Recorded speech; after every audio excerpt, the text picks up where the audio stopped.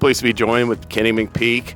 Kenny, you've got rendered judgment in tomorrow's Grade 2 Risen Star Stakes, a good maiden winner going 2 turns at Churchill Downs last fall.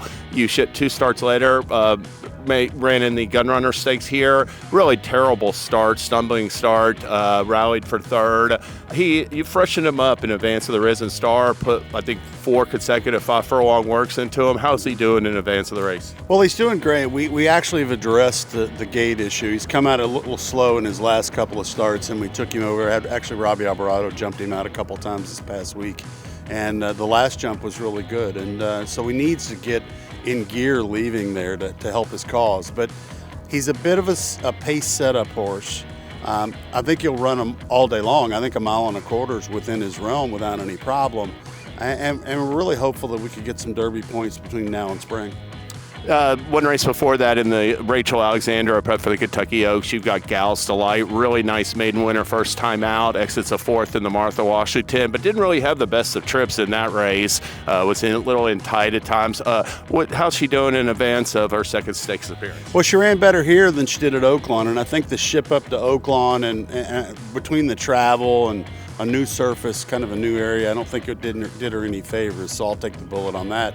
So we came back here, and it's deep water this race, we understand that, but at the same time, this is a good filly, and I think she's deserving of another opportunity to prove herself in graded company. Got to ask you about 2024 Horse of the Year, Thorpedo Anna. She settled in here at Fairgrounds, worked last weekend. How is she doing in advance of her return?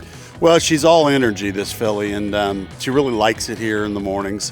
Once again, we've got Robbie getting on her here, and we're probably going to give her a little workout in the morning, probably a half mile around 7:30 tomorrow morning. But you know, this filly's ultra special to be around.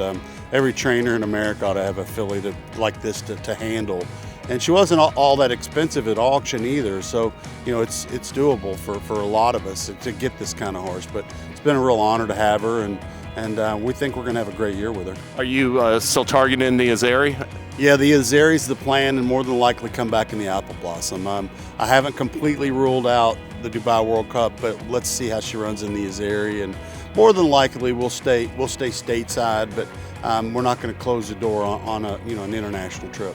And I know you're getting ready here in the coming days to leave for Saudi Arabia. You got Rattle N Roll, really impressive prep win over in Saudi Arabia for that. Looks like he could just be a major older horse this year. How's he doing? Well, this colt's been ultra special from the beginning. Grade 1 winner at 2, and multiple graded stakes winner at 3, and a graded stakes winner at 4. So he had a long layoff, and we actually weren't sure if he was going to make it back. He had a pretty bad case of distal bone bruising, and we gave him all the time in the world. The Mackin family is a very, very patient group of clients, and they didn't give me any time schedule, and he's come back, ripping and roaring, and his last 2 races have been superb, and if he could win the Saudi Cup would be huge. I mean, we're ultra excited about it. Thanks so much, Kenny. All the best. My pleasure.